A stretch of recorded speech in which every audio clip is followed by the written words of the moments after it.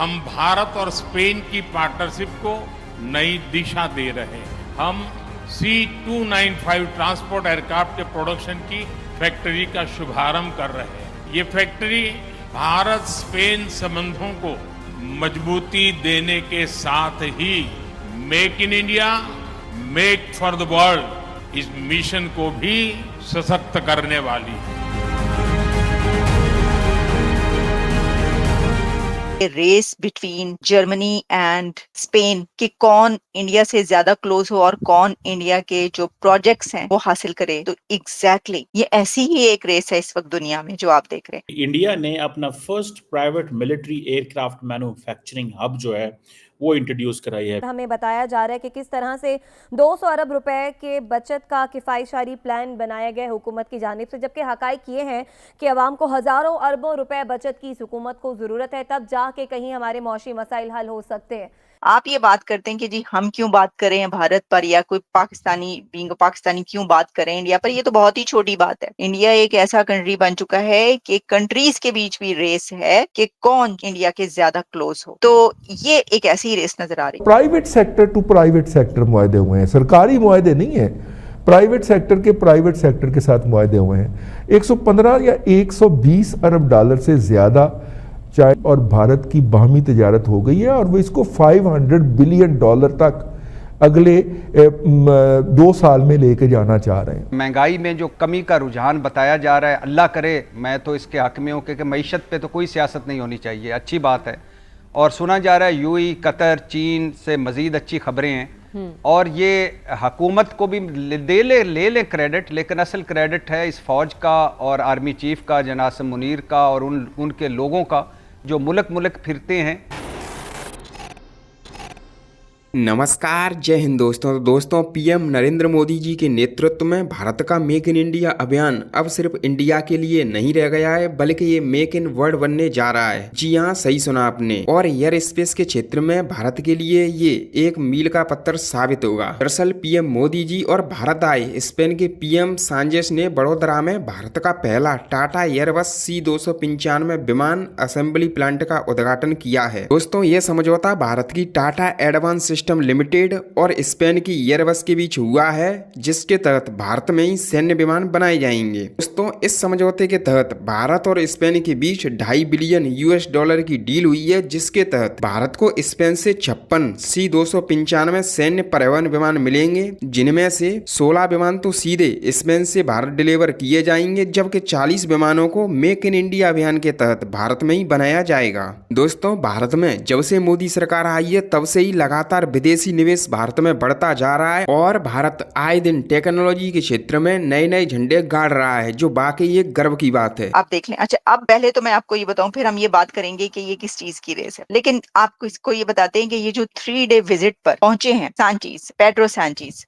ये क्या करने वाले हैं। एक तो ये कि ये एक एयरक्राफ्ट फैसिलिटी इनॉग्रेट करेंगे, ठीक है। 2 leaders will inaugurate the final assembly line plant of C295 aircraft, और ये इनके लिए make in India aircraft make in India initiative in aviation sector within which is being set by Tata Advanced Systems in collaboration with Airbus Spain। तो Tata advance system और Airbus Spain के बीच जो make in India का initiative C295 aircraft, उसकी inauguration है। ये तो है ऊपर की बात, साफ साफ बात के जो बता रहे हैं, लेकिन इसके अंदर ये बात है कि वो सबमरीन जो कि जर्मनी भी हासिल करना चाहता है, कि जर्मनी कह रहा है हम आपको टेक्नोलॉजी देते हैं और आपके यहाँ आकर जो है वो बनाते हैं, वही प्रोजेक्ट स्पेन भी लेना चाह रहा है। स्पेन की भी ख्वाहिश है कि 80 क्यों नहीं, ओ क्यों, तुसी क्यों, 80 क्यों नहीं। इंडिया का इतना सिग्निफिकेंट, इतना बड़ा जो प्रोजेक्ट है, तो ये क्या है।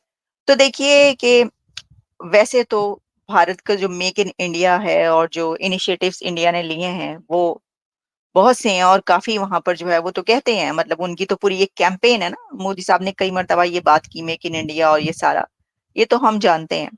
लेकिन 43,000 करोड़ का जो प्रोजेक्ट होगा उसको लेने के लिए तो कंट्रीज के बीच लड़ाइयां होंगी, लड़ाइयां नहीं तो रेस तो जरूर होगी। ये जो है anti surface and anti-submarines warfare as well as special operations forces and supporting operations builders जो हैं, फिर उसकी सारी सिस्टम। लेकिन मैं आपको ये बताना चाहती हूँ कि अब मैंने आपको कुछ जो इसके मेन फीचर्स हैं वो आपको बताएं, वरना तो जाहिर है कि बहुत कुछ होगा इसके अंदर। लेकिन आप ये देखिए कि इसके लिए जो कंट्रीज हैं उनके बीच रेस लगी हुई है कि ये प्रोजेक्ट हम हासिल कर लें। अच्छा, सिर्फ यही प्रोजेक्ट नहीं, अभी तो हम इसकी बात करें, मतलब भारत में तो ऐसे प्रोजेक्ट निकलते रहते हैं। तो इससे पता चलता है कि इंडिया इस वक्त कहाँ चुका है। यही काफी है ये देखने के लिए, किसी को बताने के लिए या जानने के लिए। अगर आप खुले दिमाग के इंसान हैं और आप में कोई बाइसेस नहीं है तो आप ये देख सकते हैं। तो कंपैरिजन की कोई बात ही नहीं है। सर भूल जाओ, कंपैरिजन भूल जाओ। इंडिया जहाँ पहुंच चुका है तुसी नहीं पढ़ सकते। आपका अब छूना बहुत मुश्किल है इंडिया को। जहाँ पर देखे ना कैसे कंट्रीज जो हैं वो इंडिया पहुंच पहुंच के वो कह रहे हैं कि हमें दें आप ये प्रोजेक्ट। अच्छा, अब मैं आपको ये जो पेड्रो सांचेज आए हैं इनके बारे में, इनका जो है ये थोड़ा सा और हम बात की लेते हैं कि he will address the fourth Spain India Forum organized by the Spain India Council Foundation and the Observer Research Foundation. He will visit prominent film studios too, क्योंकि इंडिया और स्पेन के बीच जो है वो कुछ आर्ट के हवाले से भी काफी कोलैबोरेशन करना चाहते हैं। A number of MOUs agreements are expected to be signed during the visit, which will give a to bilateral cooperation and everything, जो उसकी हम बात करते हैं ये वो करेंगे। और अभी तो जो एयरक्राफ्ट है उसके हवाले से C-95 aircraft flagship make in India जो है उसको इनॉग्रेट करेंगे। तो ये है देखें सिलसिला। अब हमें इस आप देखें कि फेज में ऐसे कई एक कंट्रीज नजर आए हैं इंडिया जाते हुए भी, और इंडिया के प्राइम मिनिस्टर ऐसे कंट्रीज में पहुंचते हुए भी जो कि इससे पहले बहुत कम था। देखिए ना, जब हम बात करते हैं फ्रांस की, इजराइल की या हम रशिया की, ये तो हमेशा से इंडिया के साथ हैं। इंडिया की इनके साथ तो मतलब गूढ़ियां बहुत गहरी दोस्ती है, वो तो कोई कहने की बात ही नहीं है। लेकिन जैसे कि मोदी साहब जो हैं ब्रुनेई गए, फिर वो कई और ऐसे कंट्रीज में गए कि जो पहली दफा था कि वो जा रहे थे, या बहुत बहुत अरसे के बाद। अब ये जो पेड्रो सांचेज पहुंचे हैं इंडिया, ये भी काफी देर के बाद पहुंचे हैं, 18 साल के बाद। तो ऐसा हो रहा है। अब उसमें ये है कि क्योंकि इंडिया की इसकी सबसे बड़ी वजह ये है कि इंडिया की इस वक्त वो क्रेडिबिलिटी बन चुकी है, वो हैसियत इख्तियार कर चुका है भारत, और वो उस जगह पर पहुंच चुके हैं कि पांचवी बड़ी इकोनॉमी और कितनी बड़ी ताकत और इतने बिजनेसेस उनके चल रहे हैं, उनकी जो है एग्रीमेंट्स और ट्रेड जो है पूरी दुनिया से हो रही है। तो वो कंट्रीज भी जो कि पहले नहीं इतना ज्यादा अहमियत देते थे या उनके लिए कोई इतनी बड़ी बात नहीं थी, उनके लिए भी ये बहुत बड़ी बात बन चुकी है। इंडिया के साथ जो है ट्रेड करना, इंडिया के साथ कोलैबोरेशन करना, इंडिया के प्रोजेक्ट्स में शामिल होना, उनको कहना जी आप हमसे फायदा उठाएं और हम आपसे फायदा उठाते हैं। अब वो कंट्रीज भी आप देख रहे हैं कि वहां पर पहुंच रहे हैं जो बहुत कम पहले ही जो है वो किया करते थे। तो ये आपको साफ जो है वो सब चीजें नजर आ रही हैं। अच्छा जी, अब जहां हमने इसके ऊपर बात की तो एक और बात भी मैं करती चलूं, वो ये है कि अजीत दोवल साहब जो है ना वो भी एक जगह पर बोले और वो बात कर रहे थे। एक बुक लॉन्च थी, मेरा ख्याल है कि जनरल बख्शी की जो बुक है वो कोई लॉन्च थी, उसके ऊपर उनकी, क्योंकि देखें अक्सर औकात हमें जो सुनने को या देखने को मिलता है वो डॉक्टर जयशंकर वैसे अभी इस वक्त भी मैं देख रही थी कि कोई प्रेस कॉन्फ्रेंस कर रहे हैं, वो भी देखेंगे कि उसके ऊपर उन्होंने क्या कहा है, बात करेंगे। लेकिन जो अजीत